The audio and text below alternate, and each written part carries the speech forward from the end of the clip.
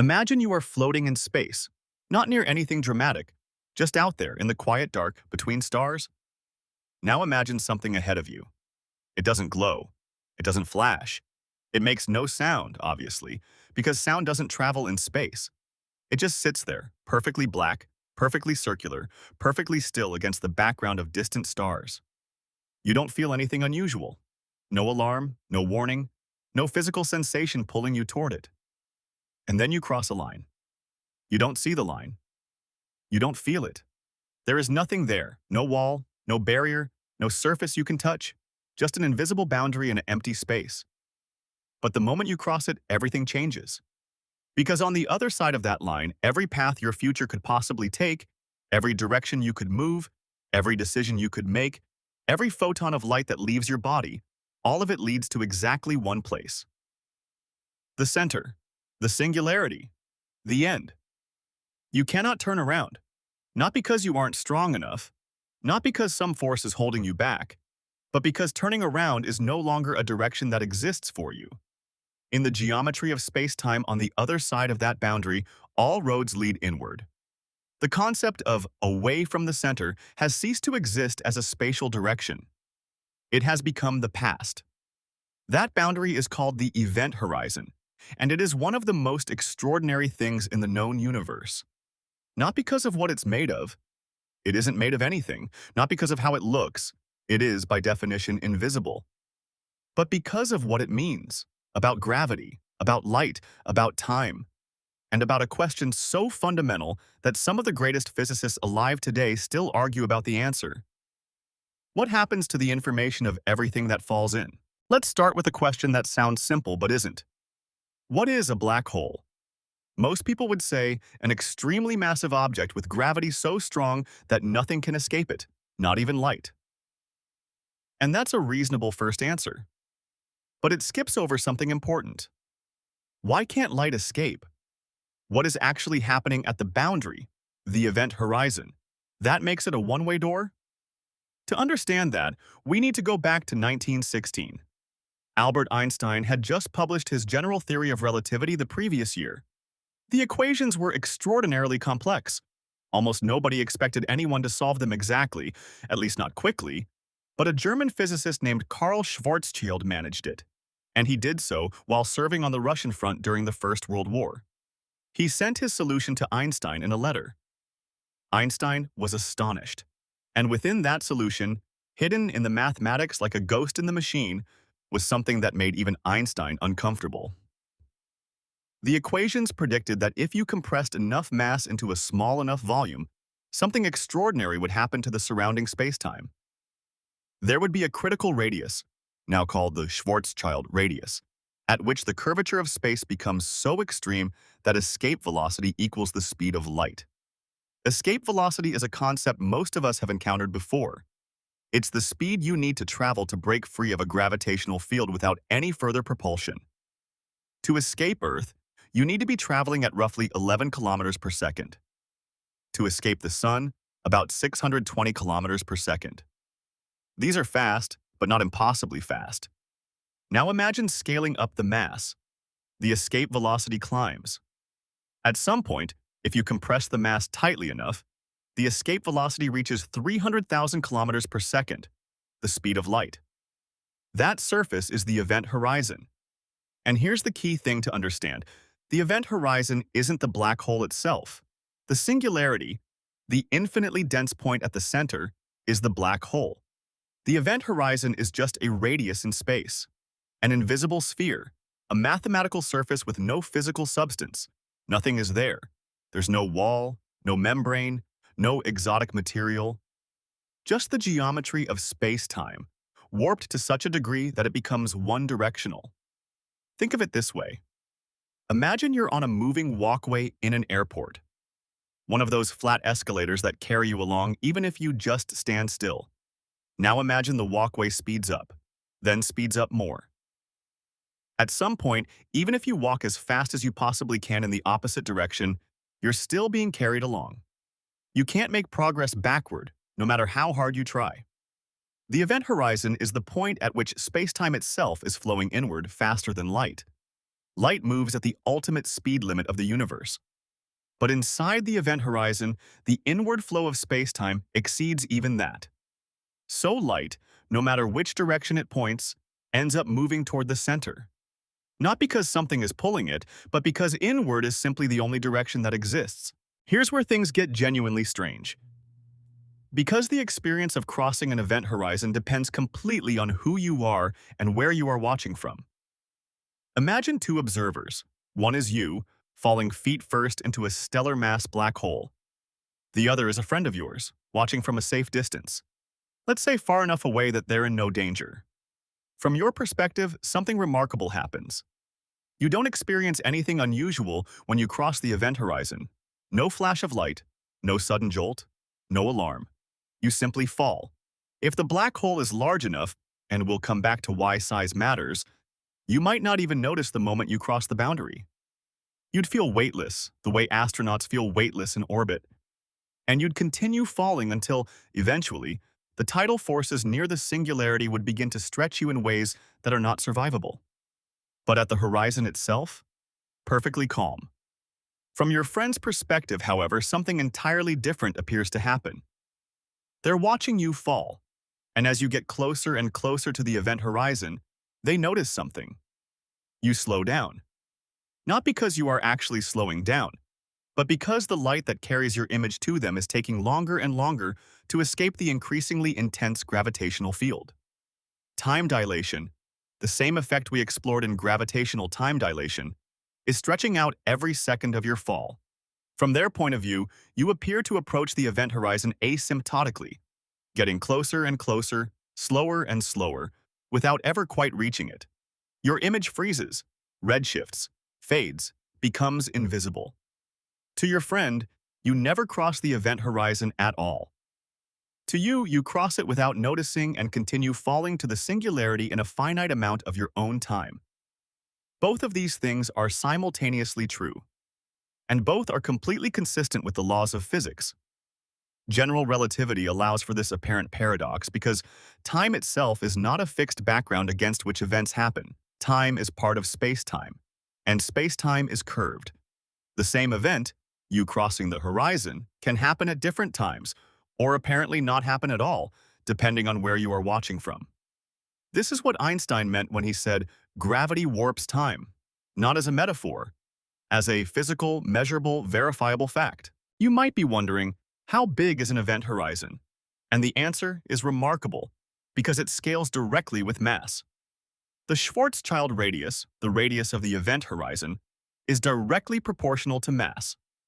If you compress the sun down to a radius of about 3 kilometers, it would become a black hole with an event horizon 3 kilometers wide.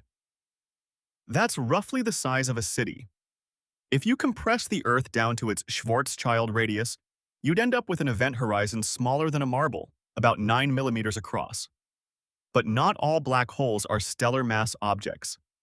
At the centers of most large galaxies, including our own Milky Way, there are supermassive black holes. The one at the center of the Milky Way, called Sagittarius A star, has a mass of roughly 4 million times that of the Sun. Its Schwarzschild radius is about 12 million kilometers, which sounds enormous, but is actually smaller than the orbit of Mercury. And then there are the true giants.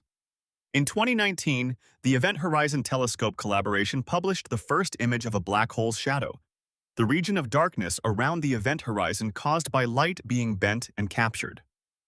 The black hole they imaged was in the galaxy M87, about 55 million light-years away. Its mass is estimated at around 6.5 billion solar masses.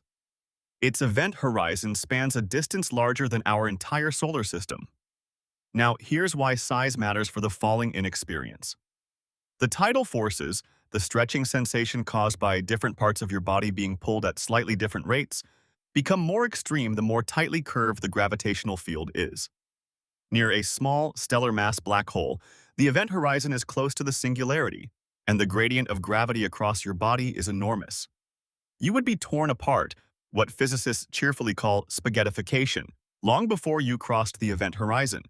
But near a supermassive black hole like M87's, the event horizon is so vast that the curvature there is actually quite gentle. comparable, in local terms, to the curvature we experience from Earth. You could cross the event horizon of M87's black hole without feeling any extreme forces at all. You'd simply be in. And then, eventually, as you continued falling, the tidal forces would grow and grow until, near the singularity, you would meet the same fate. The door would be just as closed. You just wouldn't know you'd walked through it. Now let's add a layer that changes everything. For decades after Schwarzschild's solution, black holes were understood as permanent. Objects that formed, absorbed matter and energy, and simply persisted indefinitely. They were, in every sense, the final state of matter, the universe's drains. Then, in 1974, a physicist named Stephen Hawking did something extraordinary. He combined general relativity, Einstein's theory of gravity and curved spacetime, with quantum mechanics, the theory of the very small. This was not an easy thing to do. The two theories are famously difficult to reconcile. But in the particular context of the environment just outside a black hole's event horizon, Hawking managed a calculation. And the result stunned the physics community. Black holes glow. Very, very, very faintly. But they radiate. To understand how, you need to know something about quantum mechanics. In quantum theory, empty space is not actually empty. It is a seething, boiling sea of virtual particle-antiparticle pairs, constantly appearing and annihilating each other in timescales so short they can never be directly detected. This is not a theoretical curiosity. It has measurable consequences in laboratory physics. The pairs pop into existence, borrow energy from the vacuum, and then annihilate again, returning that energy, all within the limits set by the Heisenberg uncertainty principle. Near the event horizon of a black hole, something different can happen. A pair pops into existence. One particle on each side of the horizon. The particle on the inside is captured by the black hole. The particle on the outside has no partner to annihilate with. It escapes. It carries energy away. But energy is conserved. If a real particle escaped the black hole's vicinity with real energy, that energy had to come from somewhere, and the answer is, it came from the black hole itself. The black hole loses a tiny, almost unimaginably tiny, amount of mass energy. And this process, repeated over astronomical timescales, means that black holes slowly, and I mean slowly, across timescales many orders of magnitude longer than the current age of the universe, evaporate. This radiation is now called Hawking radiation in his honor. But here's where it gets interesting. Because Hawking radiation isn't just a curiosity about black hole thermodynamics, it opened up a question that nobody had a clean answer to. If a black hole can evaporate, where does everything that fell into it go? To understand why this is such a profound problem, we need to talk about what information means in physics. And it's not the colloquial sense.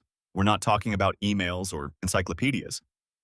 In physics, information refers to the complete description of the state of a physical system, the position, momentum, spin, charge, and every other property of every particle.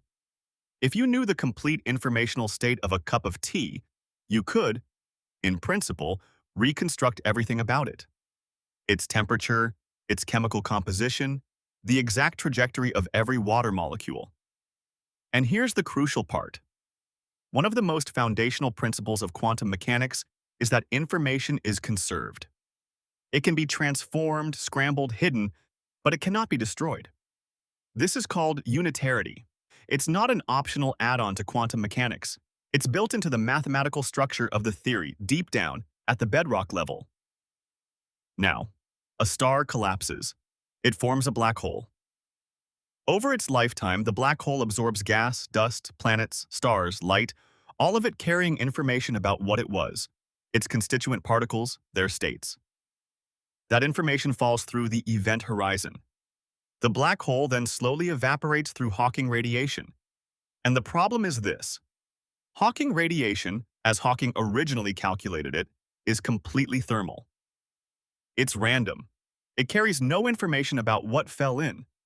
It's like burning an encyclopedia and keeping only the heat, not the words. When the black hole has fully evaporated, where did all that information go? Was it destroyed?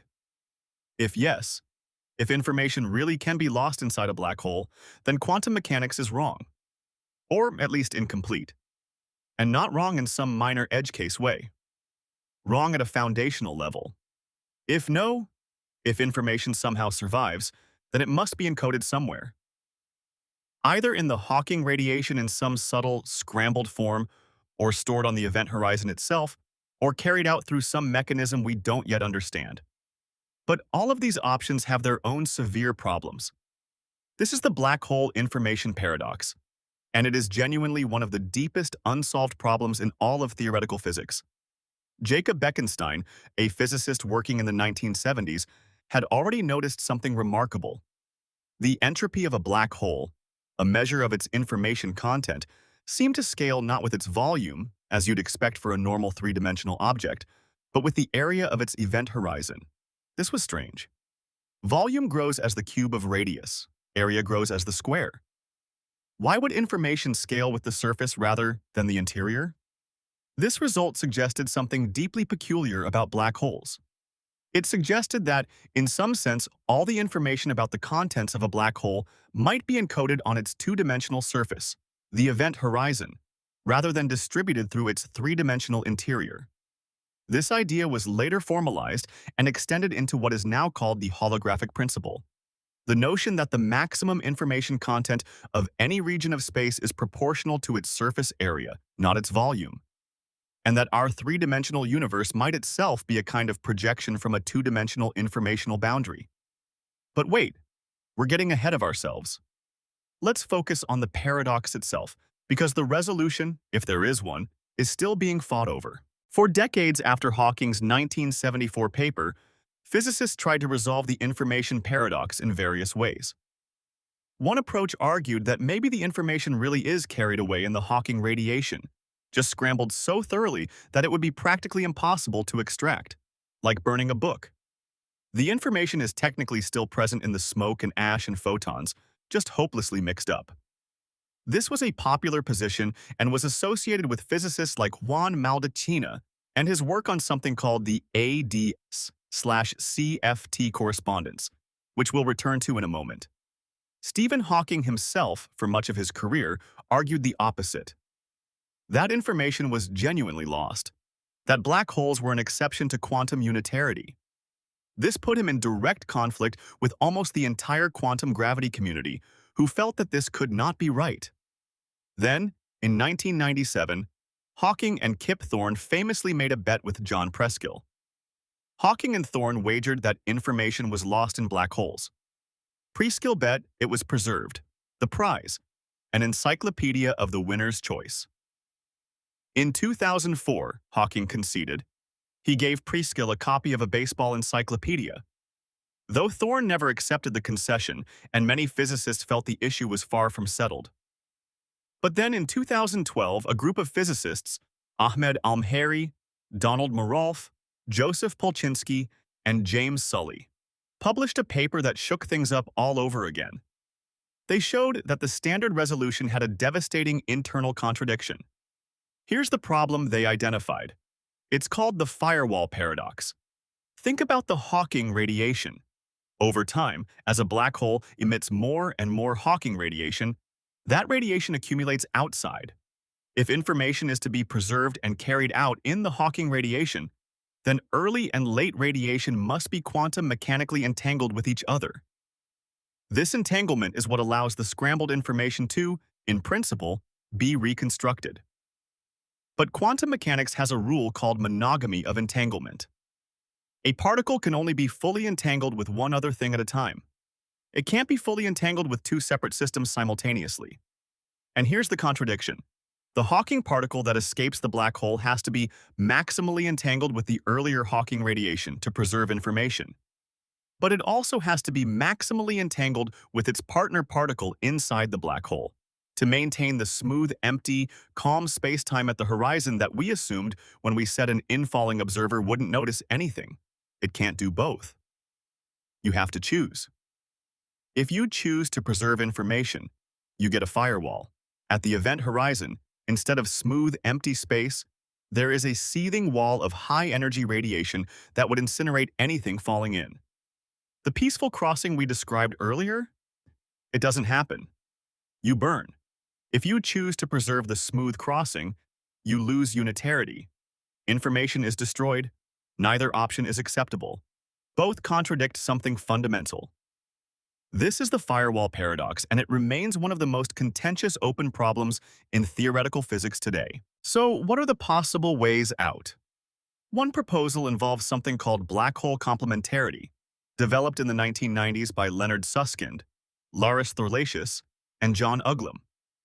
The idea is that from the perspective of an outside observer, information really is encoded in the Hawking radiation and preserved. From the perspective of an infalling observer, information really does fall through the horizon smoothly. And crucially, these two descriptions are never simultaneously accessible to any single observer. No one can ever be both inside and outside, so there's no actual contradiction, just two complementary perspectives that never have to reconcile. It's an intriguing idea. But the firewall paper argued it doesn't fully work once you account for the long-term behavior of the Hawking radiation and monogamy of entanglement. Another proposal invokes the concept of ER equals EPR, proposed by Juan Maldacena and Leonard Susskind in 2013. Einstein-Rosen bridges are wormholes, theoretical tunnels connecting two distant points in space-time. Einstein and Podolsky and Rosen gave their names to quantum entanglement. The provocative suggestion of ER equals EPR is that these two things are the same thing. That every pair of entangled particles is connected by a microscopic wormhole. That entanglement is geometry, at the deepest level. If this is correct, then the Hawking particle outside the black hole and its partner inside are not separated by an unbridgeable gulf. They're connected by a wormhole. Information can flow through that wormhole. The paradox dissolves. But this remains speculative. It's a beautiful idea. It may even be correct. But we don't yet have the theoretical tools to fully verify it or build on it in a rigorous way. A third proposal is soft hair. In 2016, Stephen Hawking, Malcolm Perry, and Andrew Strominger published a paper suggesting that black holes carry what they called soft hair, quantum states at the event horizon that record information about infalling matter via extremely low-energy quantum effects. This information might be stored on the horizon and released during evaporation in a way not accounted for in Hawking's original 1974 calculation. Again, genuinely interesting. Again, not yet a complete resolution. And there is always the possibility, held by some physicists, that the correct answer requires a complete theory of quantum gravity, something that fully reconciles general relativity and quantum mechanics in all regimes. We do not yet have such a theory. String theory is a candidate. Loop quantum gravity is another. But neither has yet produced a definitive, testable resolution to the information paradox. Let's step back from the paradox for a moment, because it's easy to get so deep into the theoretical weeds that we lose sight of what is extraordinary about black holes, even when we bracket the hardest questions. We know black holes exist. This is no longer a theoretical inference. In 2015, the LIGO detector, the Laser Interferometer Gravitational Wave Observatory, detected gravitational waves from the merger of two stellar mass black holes, 1.3 billion light-years away. The signal matched general relativity's predictions with extraordinary precision. We heard two black holes collide through ripples in space-time itself. We know the event horizon exists and has the properties we've described. Every observation of black holes, their influence on surrounding stars, their gravitational lensing effects, the dynamics of gas disks around them, the first image from the Event Horizon Telescope, is consistent with what general relativity predicts for a region of spacetime bounded by an event horizon. We know Hawking radiation is almost certainly real. The mathematical argument is extremely robust. The problem is that for any black hole we could actually observe, the Hawking radiation is so unimaginably faint, far colder than the cosmic microwave background radiation, that we have no prospect of measuring it directly with current or foreseeable technology. We know the entropy of a black hole scales with the area of its event horizon. The Bekenstein-Hawking entropy formula is one of the most celebrated results in theoretical physics, precisely because it sits at the intersection of gravity, quantum mechanics, and thermodynamics. It has been derived in multiple independent ways using different theoretical frameworks, all arriving at the same answer. What we don't know is how to reconcile these things. how quantum mechanics and general relativity fit together in the extreme conditions of a black hole, whether information is truly preserved, and what, if anything, happens at or beyond the singularity. Here is where I want to spend a little time, because I think the truly profound thing about the event horizon isn't any single calculation or paradox. It's what it represents.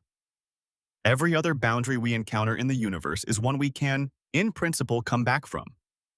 You can travel to a distant galaxy and return. You can fall into the sun, though you wouldn't survive, and in principle, if you could survive, you could come back out. Everything we experience in the universe has a degree of reversibility to it, at least in principle. The event horizon is categorically different. It is the first truly absolute boundary we've encountered in nature. Not a practical barrier like the distance to another galaxy. An absolute physical, mathematical barrier. A point of no return built into the structure of space-time itself. And the information paradox makes this even more striking, because it suggests that the event horizon is not just a boundary for matter and light. It may be a boundary for the universe's own record-keeping. A place where the rules that govern everything else, the conservation of information, the unitarity of quantum evolution, either break down or bend in ways we don't yet understand. Think about what that means. Physics is, at its heart, the belief that the universe follows rules, that causes led to effects in traceable ways, that the state of the present encodes the past and determines the future. The event horizon challenges all of that. It says, here is a place where the universe keeps a secret, where what happened inside can never be known from outside, where whatever record was written in the arrangement of matter and energy and quantum states, all of it, is locked behind a door that cannot be opened. And if Hawking is right that black holes eventually evaporate, then it's not just locked. It's eventually gone. That is an almost incomprehensible thought. Not philosophically, literally. The equations that describe it are built into the fabric of physical law, and yet they seem to point to something that violates another law equally fundamental. The universe cannot destroy information, and yet the universe seems to have found a way to do exactly that. Or we are missing something deep, something important, something that a complete theory of quantum gravity will one day reveal. Let me leave you with an image. Right now, in the center of the Milky Way, 26,000 light-years away, there is a black hole, Sagittarius, a star. 4 million times the mass of our Sun. Its event horizon stretches across roughly 24 million kilometers, and everything within that horizon, every particle, every quantum state, every photon that has ever fallen in since this black hole first formed billions of years ago, is locked away from us forever. But perhaps locked away is the wrong framing. Because the information about what fell in may not be inside the black hole at all. If the holographic principle is correct, if Bekenstein-Hawking entropy is telling us something real about the nature of information in our universe, then maybe all of that information is encoded on the surface, on the horizon itself, two-dimensional like a hologram, waiting there in some subtle quantum pattern we don't yet know how to read. And here's the thing that I find truly staggering. If that is correct, if the holographic principle is more than a mathematical curiosity and reflects something true about reality, then it doesn't just apply to black holes, it applies to everything. Because the same logic that Bekenstein used for black holes can be extended. The maximum information content of any region of space is bounded by the area of its surface, not its volume. Its surface, which suggests that, at the deepest level, the universe we live in, three-dimensional, full of space and time and matter, might itself be a hologram. A three-dimensional projection of information encoded on a two-dimensional boundary. This is not science fiction. This is a serious theoretical proposal, explored by some of the most rigorous minds in theoretical physics through something called the ADS/CFT correspondence, a mathematical duality shown by Juan Maldacena in 1997, which demonstrates that a theory of gravity in a region of space is exactly equivalent to a quantum theory with no gravity on the boundary of that region. Information about the interior is fully encoded on the exterior. The implications are almost too large to hold in the mind at once. The event horizon of a black hole isn't just the boundary of a collapsed star. It might be a window into the true informational architecture of the universe. And the question of what happens to information at the event horizon might be the same question as, what is the universe fundamentally made of? Not matter, not energy, but information. John Archibald Wheeler, one of the great physicists of the 20th century, the man who coined the term black hole, spent the last decades of his career exploring this idea. He called it from bit. The notion that every particle, every field, every physical thing in the universe derives its existence from information. From answers to yes/no questions. From bits. The event horizon forces us to confront this possibility. Because if information can be destroyed, even in principle, even inside a black hole, then the whole framework falls apart. And if it can't be destroyed, then we need to understand what happens to it. And that understanding will almost certainly reshape our picture of what the universe fundamentally is. We started with an invisible line in space, a boundary you couldn't see or feel. And we've ended up at the edge of what we know about gravity, about quantum mechanics, about the nature of information and reality. The event horizon is extraordinary not because of what it contains, but because of what it asks. Every generation of physicists that looks at it closely comes away with deeper questions than they arrived with. Karl Schwarzschild saw it as an oddity in the mathematics. Hawking saw it as a radiating surface with entropy and temperature. And today's physicists see it as perhaps the key to unifying the two great theories of the 20th century, general relativity and quantum mechanics, into something larger and more complete. We don't have the final answer yet. That's not a failure, it's an invitation. If you've enjoyed this journey to the edge of the universe and back, I'd love it if you hit subscribe and stuck around. We cover topics like this regularly on Astrum, and there is always something new to wonder at. If you want to go further down this rabbit hole, my video on gravitational time dilation explains in detail the mathematics of how gravity warps time, and it connects directly with everything we've talked about today.